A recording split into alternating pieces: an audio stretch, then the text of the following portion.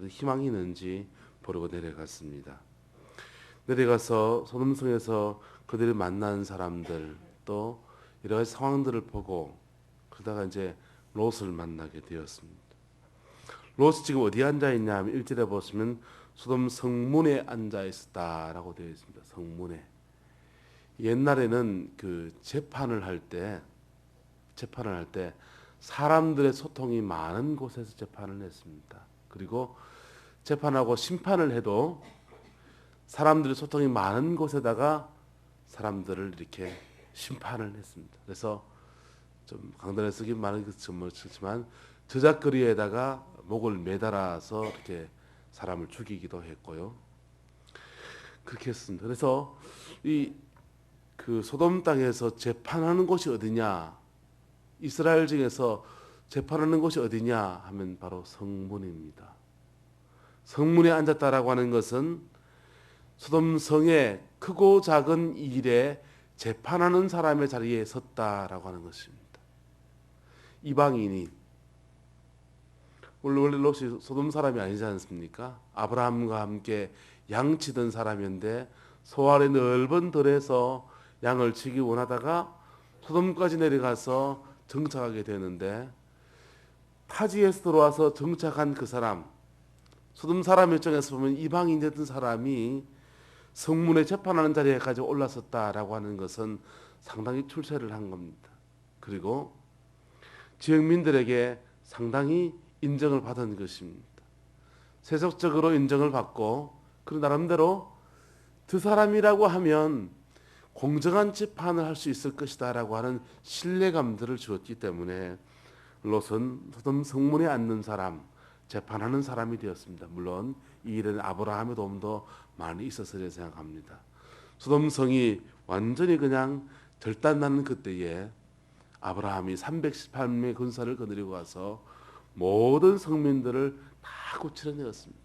그리고 자기를 구원해 준 그 아브라함의 하나밖에 없는 친척이 거기 소돔성에 살고 있습니다. 그게 롯입니다. 그래서 이러저러한 이유들 인해서 롯은 소돔성에 뿌리를 내리고 그리고 성공한 사람으로서 그렇게 세워져 있습니다. 그 당시는 종교와 정치가 분리가 되어 있지 않고 재판하는 것과 치리하는 것이 분리되어 있지 않습니다. 입법과 사법과 행정 모든 것이 한 손에 있습니다. 롯이 그 일들 중심에 서서 소돔성을 거의 다스리는 자의 그 법관의 자리에 올라서는 상당한 그런 사람이죠. 근데 그런 사람이 1절에 보시면 그들을 보고 일어나 영접하고 그다음 뭡니까? 땅에 엎드려 절하고 그랬어요. 여러분 그만큼 높은 지위에 있으면 이제는 좀 고개가 뻣뻣할 만합니다. 그런데 두 천사를 보는 순간 롯이 영적인 안목이 발동이 됐던 것입니다. 그래서 일어나 영접을 하였습니다. 그리고 땅에 엎드려서 절을 하였습니다. 자기의 그 자리가 어떤 자리든지 그가 재판하는 자리에 있든지 양치기 목동에 있든지 하나님의 종을 만났을 때 하나님의 사자를 만났을 때 땅에 엎드려서 절할 수 있는 겸허함이 롯의 마음엔 그래도 있는 사람입니다. 그래서 집으로 매셔서 영접을 합니다. 발을 씻고 주무시고 일찍 일어나 갈 길을 가십시오. 우리가 그리에서 밤을 격려하겠다라고 할 때도 급히 매셨습니다. 그 집으로 매셔가지고는 식탁을 베풀고 무교병을 구웠다라고 했습니다. 무교병을 구웠다. 여러분 무교병은 언제 굽습니까? 무교병이 뭡니까? 누룩을 넣지 않은 떡이지요. 밀가루는 이스트를 넣어서 부풀려서 빵을 만드는데 무교병을 구웠다라고 하는 것은 안 먹어봤습니다만은 아마 별로 맛이 없을 거예요. 떡은 이스트를 넣지 않고 하지만 밀가루는 반드시 이스트를 넣어서 부풀려서 빵을 만들지 않습니까? 근데 무교병을 구웠다는 하는 것은 급했다라고 하는 것입니다. 밀가루는 있어대 부풀릴 만큼의 시간적인 그런 준비가 되어 있지 않았다라는 것입니다. 그래서 급하게 준비해서 음식을 접대했다라고 하는 것입니다. 급하게 손님을 접대하고 그리고 그와 교제를 나누고 있을 때였습니다.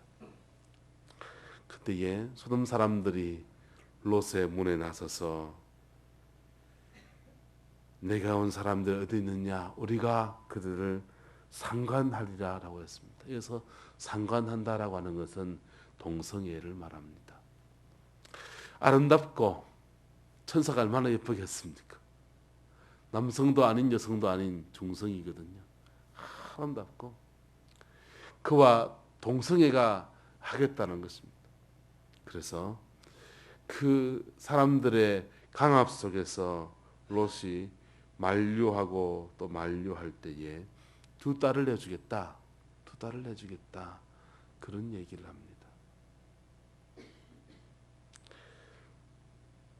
그때 그들이 말하기를 거류하면서 우리의 법관이 되려 하는도다.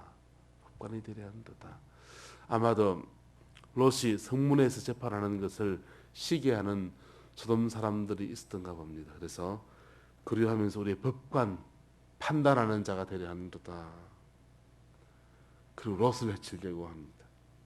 그때 롯이 그 천사들이 롯을 들이고 문을 닫고서 사람들의 눈을 어둡게 했다. 그렇게 오늘 본문은 기록하고 있습니다. 사랑하는 성도 여러분, 우리는 어쩌면 롯과 같은 그러한 자리에 늘 서 있는지 모르겠습니다. 이 시대의 죄악이 얼마나 관영한지요. 그 죄악의 깊이가 감히 청량할 수 없을 만큼의 그런 깊이에 있습니다. 부산에 있을 때 젊은 남전도회랑 하루 철학기도를 같이 갔었습니다. 같이 가서 제가 직장 복음화에 대해서 막 강의를 하려고 이만큼 준비를 해갔는데 가서 얘기를 나누다 보니까 직장 생활하는 것이 넉넉하지가 않은 거예요. 거기서 믿음으로 살아가는 그 한 틈을 잡기를 힘들어서 헐떡헐떡하고 있는 거예요. 그래서 강의안 다 밀어넣고 이야기를 나누기 시작했습니다. 1시간을 이야기를 나누고 그리고 한 사람 한 사람 서로 돌아가면서 아버지 기도 제목을 내놓고 아버지 말해서 기도하고 눈물로 축복하고 그런 시간을 가졌었습니다. 거기서 너무 많은 적나라한 얘기들이 너무너무 많이 나왔습니다. 뭐 술자리에 끌려가는 것은 보통이고 더 깊은 데까지 끌려가서 이 땅의 죄악의 끝이 어떤 것인지를 좀 대충 받는 것 같습니다. 그런 얘기를 하더라고요. 자, 우리 그런 시대를 살아가고 있습니다.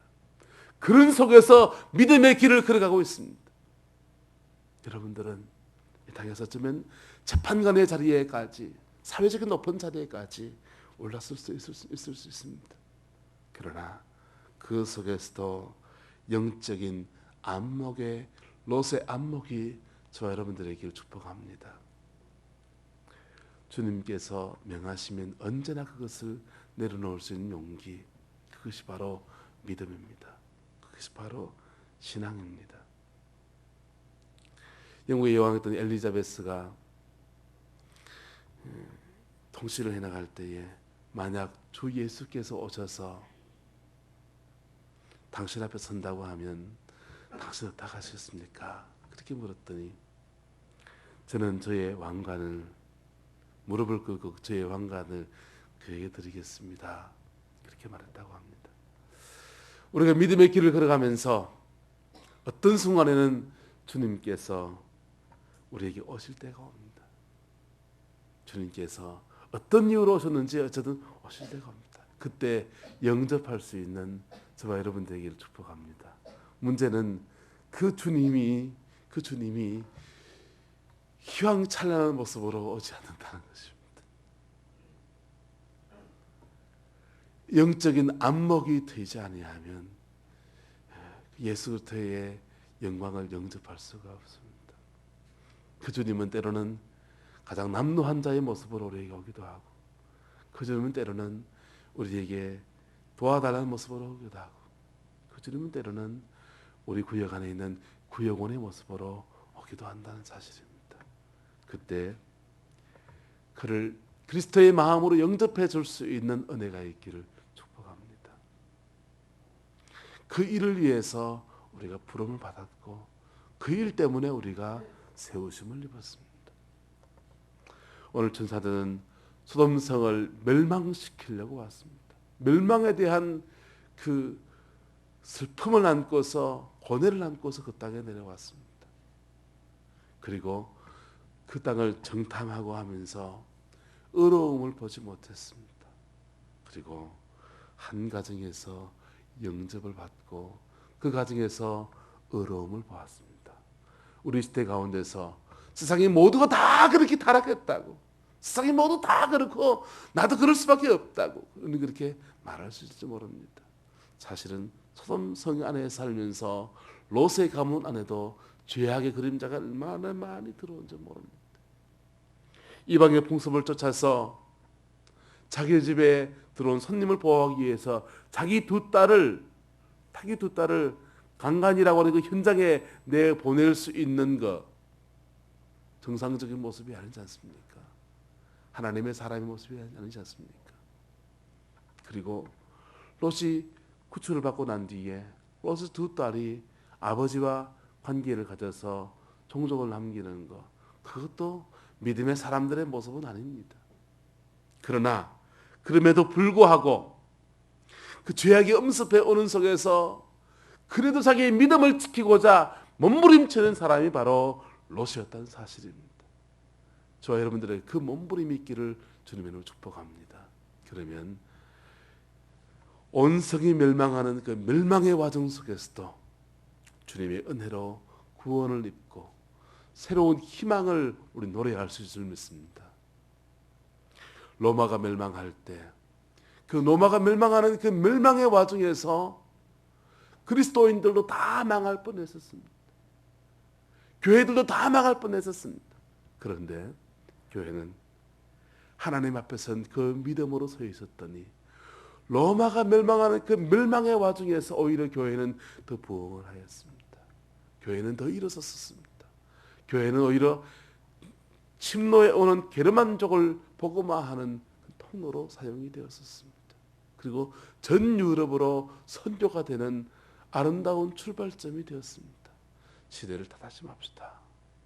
우리 시대가 어떠하든지 그걸 탓하지 맙시다. 내가 하나님 앞에서 순전함을 지켜갑시다.